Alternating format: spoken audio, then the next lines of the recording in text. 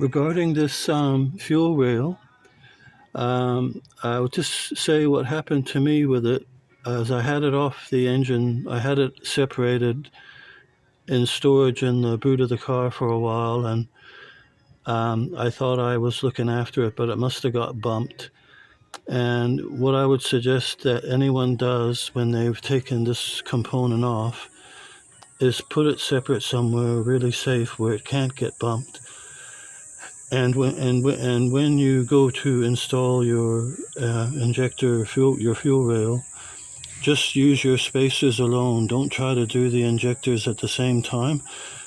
I highly recommend you do a dry fit, where you fit your bolts down just snug with your 4 black spacers. And that will tell you whether your fuel rail is still as it should be. Because when I went to hook mine up and I was trying to do it, putting the injectors down, it was like a 3-hour fiasco, and I couldn't work out what had gone wrong. And I happened to have another car behind this one with the same engine, and I was going and comparing, seeing what was amiss. And the last thing I really thought was that one of these parts had shifted. Whether it shifts on that joint or that joint, I'm not sure, but one sure way to save yourself a lot of hassle is to do a dry fit, just doing those bolts up just finger tight with the black spacers. And that'll tell you whether you're good to go for putting the injectors in. And so when you put the injectors in, you get the tops in. And the way you pull this off is with them. The manual says that the injectors should stick into there, but of course when you go to pull this off, that's not often the case. But you can help them out as it comes out on each side, and then you carry the 6 injectors away from the block with the fuel rail, ideally. And when you put the injectors in, you carefully plant them the same way, where you're moving the fuel rail over with all the 6 injectors ready to go down, because you really need to do it that way, because it's quite awkward trying to plant them. If you put them into the inlet manifold first and then you're trying to fit this on top, it's just much too awkward, and you're not seeing where the hole is to plant them. It's better to just get your injectors into this, so you're coming down with six injectors dangling, ready to go into each of these holes. And if you do that dry fit first, well, then you know you're right.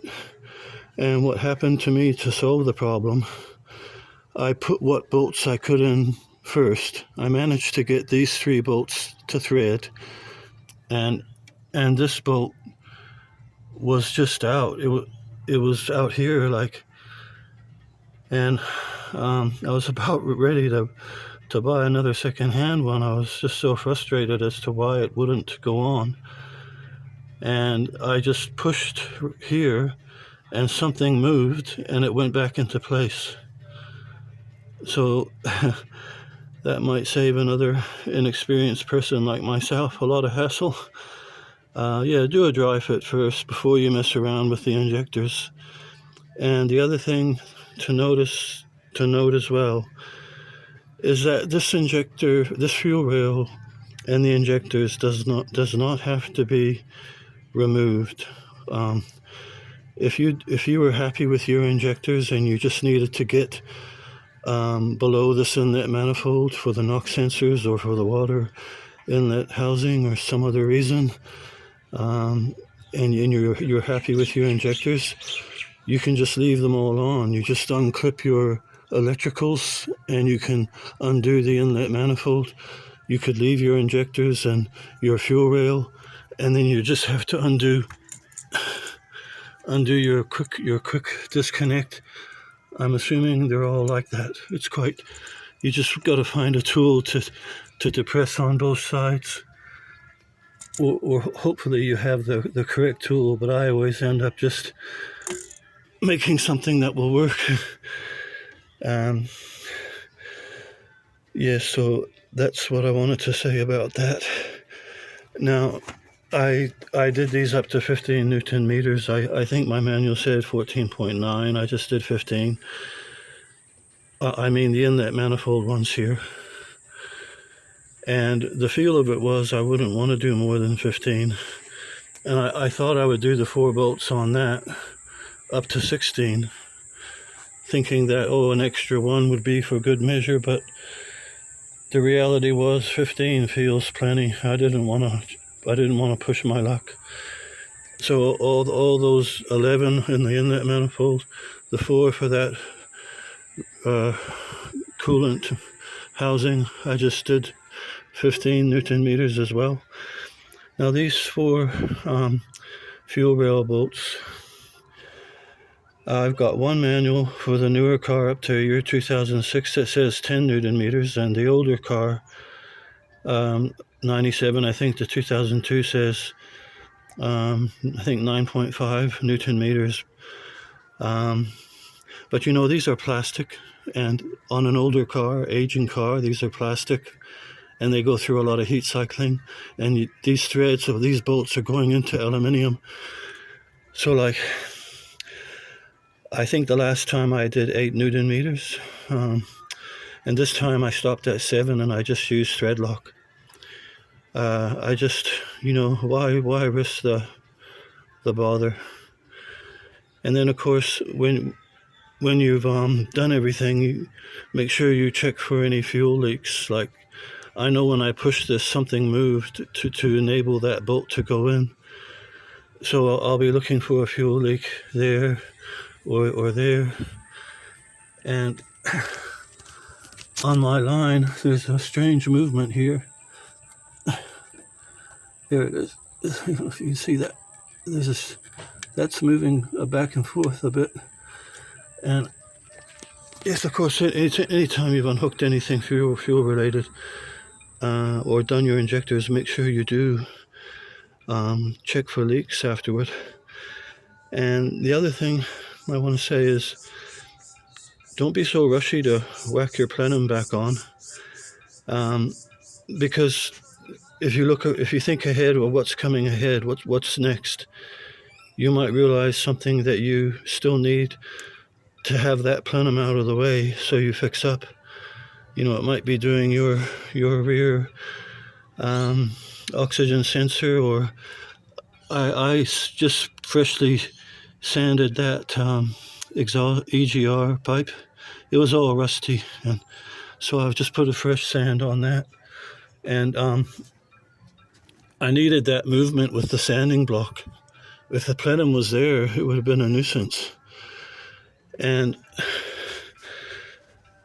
not that far back with this car, I had a number 5 ignition lead go on me. I think there's so much heat back there, and I'm not sure if it's the right thing to do, but I've put all 3 of my leads running through a rubber tube with a brake in it like that. Yeah, but whatever you want to do, you just make sure you do all those things before you whack the plenum on, of course. And regarding that EGR tube, Toyota sells the steel gaskets for them. I think a set of them costs me around $40 from Toyota. It might have been a bit more. It might have been up to $48 for a couple sets of the steel gaskets that go on each side of that tube. But I'm going to use that one. And I think that's a good, viable alternative. I'm just going to spray the old steel gaskets with that.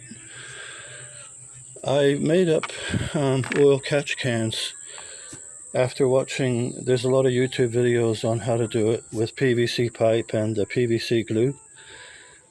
And the most expensive thing was getting the tap, like a tap and die, the correct one to tap the thread for that, and and that I got two different taps to do the threading, and I wished I made them longer, because every 2 or 3 weeks I'd have to drain out the oil, maybe every 3 weeks, and if I went longer than a month, it made me worry that the oil was getting too high. And the only place it leaked, I had this one. I located this one. I managed to locate it somewhere over here. Yeah, I think I went off of that bolt by the power steering, and had it sitting just in there. There really is very little room to have an oil catch can, I've been finding, with this engine bay. But so coming from the rear bank, there was so much heat. Can you see the dip in that PVC top? See how it's caved in? Yeah, so this is the only bank that puts out oil, is from that PCV valve, and it usually just uses that little elbow going into going to that one on the plenum. And the one that I had running from here to the intake is this one here, and it did not get too much heat, and it never collected any oil. So this front bank here, it wasn't putting out any oil, but the contamination to the intake system really does happen from this rear bank, almost completely, I would say. And this time I'm doing the catch can that I used to have here, because it hasn't been damaged. I'm rigging it up to end up somewhere about the same line that this hose runs across to the air inlet ducting. And I'm doing a dry fit first, so I'm going to work out my tubing. I need to come back and have the plenum go over the top. But whenever you make an adjustment like that, you're making a modification that you always got to try to do a dry fit. Make sure. See, I'm already worried about the heat from this pipe and this pipe, and some of those things you'll only pick up when you do a dry fit. So I'm going to lay that plenum over those pipings to see how it looks, what any concerns are, and hopefully end up with that my little homemade oil can on that side. And the tubing will be long enough so the next owner that buys this car can get a better one, where you don't have to drain the oil too often. So that's what I'm doing there. And just wanted to go through a few things that I haven't covered. So I do clean my own injectors. There's heaps of videos on YouTube about it. I use that one. And it always comes with that long white lead. So on one of the old leads, I've made, and I've used that stuff there, that Permatex black adhesive sealant, silicone RTV, and I sealed it in that way. And so every time I get a new can of this liquid moly, I just take the new one off and I use this one that I've modified. And so that would go, that would sit on top of the injector. And then the injector where the bottom base, I plug into that and use any kind of switch, but I use a little micro switch, and I can just click it on and off. Every time I press down, it will squirt the fluid through. and I just put little terminals. I had alligator clips, but you can use terminals like that, and I just put tape around that one so they didn't accidentally touch. And you need that vent for the pressure when the fuel sprays out. And it was just an old methylated spirits bottle, and I just used that wooden thing and a rubber band to give it stability. And you know, there's heaps of videos on YouTube if you don't quite understand how it works. There's heaps of videos on YouTube about how to do this. I use a 9-volt battery to work that. And the other problem you encounter when you do this the first time is how to get these baskets. You'll end up getting a kit.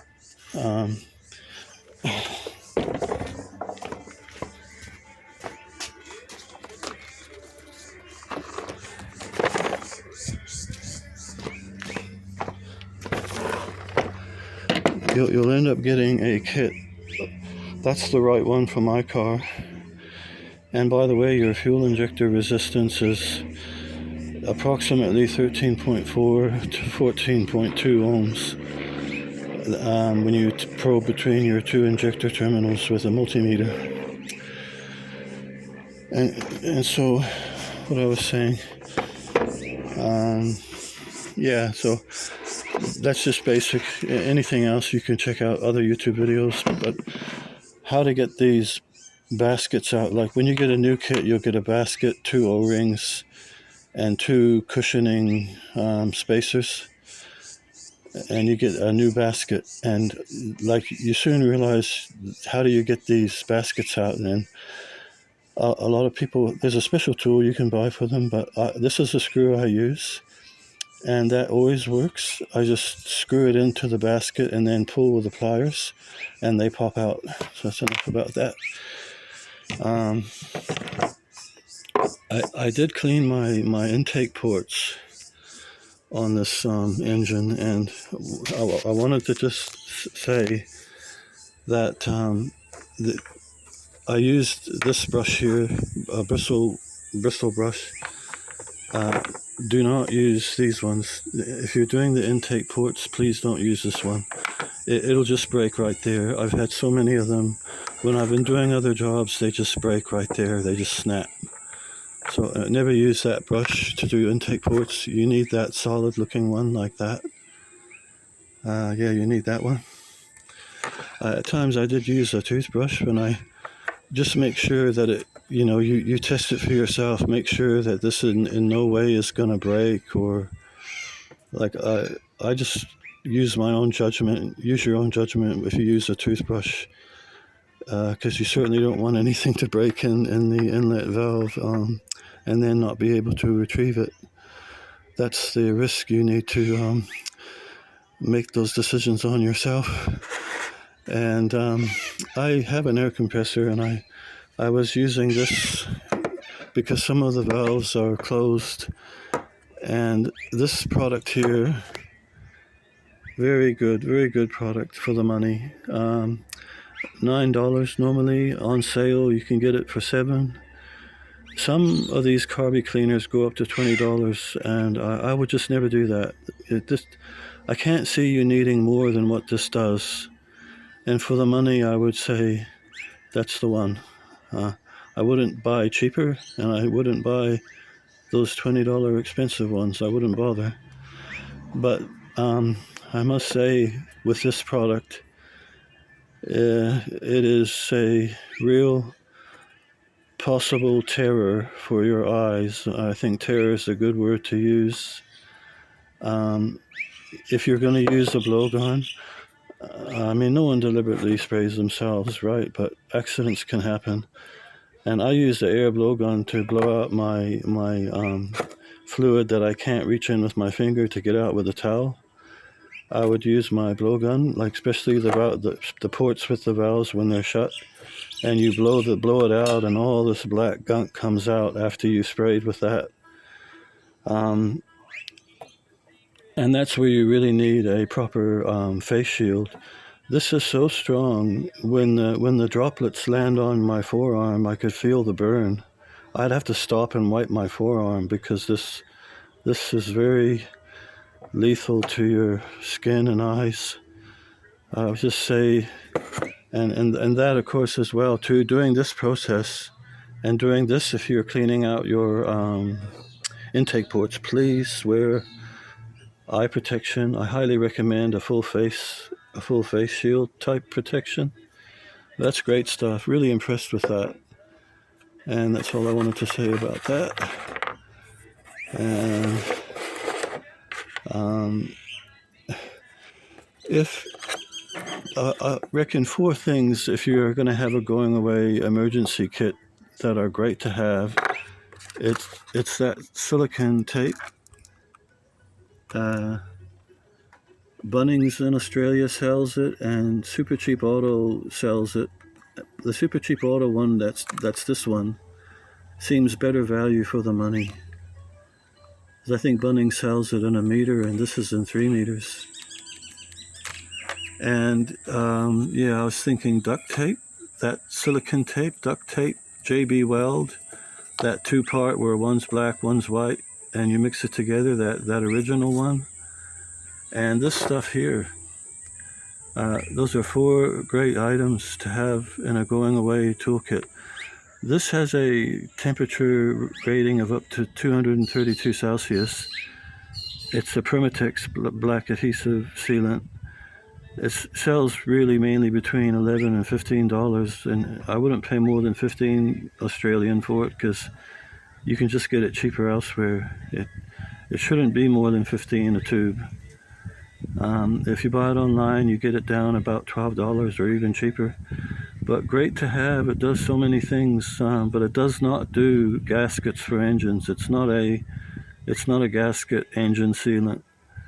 But if you do work on cars a lot, it's great for all sorts of automotive fiddle faddle.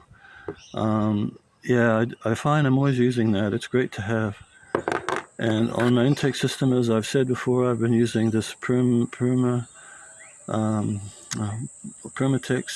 fuel-resistant gasket dressing sealant. That's great stuff. I really value that one. It's a bit expensive, but it does a great job. Now, this bin in the background, that was just like a storage bin, and I just took a 1.2 mil grinding blade and cut it down because the top of it had damage anyway. And I've been finding that a great parts cleaning bin. And I can put it up on a block of wood, and the fluid, like I might have kerosene or diesel fluid, and like the other day I was cleaning a rocker arm. On one side I put a block of wood so I didn't have to use that much fluid, and I could let it set overnight or whatever and have my cleaning fluid at one end, and then when you're done you can just tilt a corner up and tip your fluid back into a container. And I've done my cam covers and my plenum in there, and I was quite impressed with this product, the foaming degreaser by Boston. I got a 6-pack of these from Bunnings on clearance for $12, and I certainly have not regretted that. It's great stuff. And then you just washes away with water, whereas the last time I did that plenum I used acetone. But I found I much rather like using the foaming degreaser and then afterward washing it away with water. I'm always using these medium thread locker, which of course anyone that does automotive, you've got your favorites, and there's all sorts of these. So I won't say anything more about that. That's your Permatex one or Loctite 243. Yeah, I won't say anything more about that, but I quite often use that stuff. And I just got this eTorque set on eBay for $16, and great little set, very good value for the money. And on this job I've been doing on the Camry, I have needed it quite often. When I do sanding, I use this Permatex, and with the brush, you undo the top and it's got its own brush on it. So I back my sanding paper with that. Even this, at first I forgot to do that with this, and when I put the next sheet on and I brush the that stuff on, it really affects the sanding surface so that it doesn't get any droop. Like you don't get that rounding droop. It sticks flat, and it makes the sanding process so much more effective. Just backing your sanding paper with that stuff, that's a real good that. I liked my dowel idea, how I just took a wooden dowel and I found it made one of the best tools in my hand for when I was reaching at the back to get the odd bits of leftover silicone off my valve cover surface or whatnot. I just did 2 cuts with the miter saw, and then I used a razor to drop one side down without disturbing the miter edge. And that just gives you that reach where you can go low without a surface like that stopping you from going as low as you want. I found that really an effective tool. And I've been cutting this up continually to make scrapers that will work in different areas. Just a paint scraper that I kept modifying. And that last crazy cut on there was to get over the semicircle.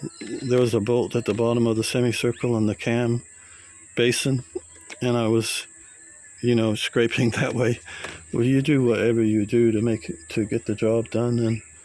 And what else? I just wanted to say that when you put your throttle on, 20 Newton meters is plenty, and it's aluminium. Just be careful.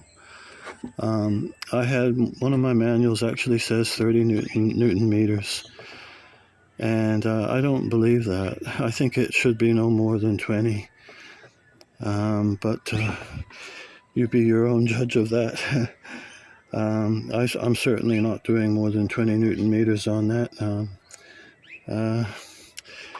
Yeah, so that's my torque wrench. That's my Tang torque wrench. Goes from 5 Newton meters to 25 Newton meters. And yeah, it's just so good to have a small one like that. And I think as cars get older, and especially if it's a part that's been taken on and off a lot of times, and when it's aluminium, drop the torque and use the thread locker. I mean, that's what I think. That's my opinion. The hassle you go through with, having to get it easy out of a broken bolt and re-drilling, re-tapping, using what are those things, helicoils or whatever. What a load of hassle. I mean, if you can avoid that, avoid it. I think you develop a feel. I'm starting to get a feel for how tight something is, and when I first started this work, I didn't have that feel. But the saying, good judgment comes from experience, and it's so true, isn't it? I mean, now I can tell if something is too tight. I can tell if something is getting into the red zone when I'm tightening. But you certainly don't have that when you start doing this work, and that's where you need to rely on a torque wrench and specs. But boy, I have noticed in my Haynes manual some of the specs that they've given, I find myself doubting.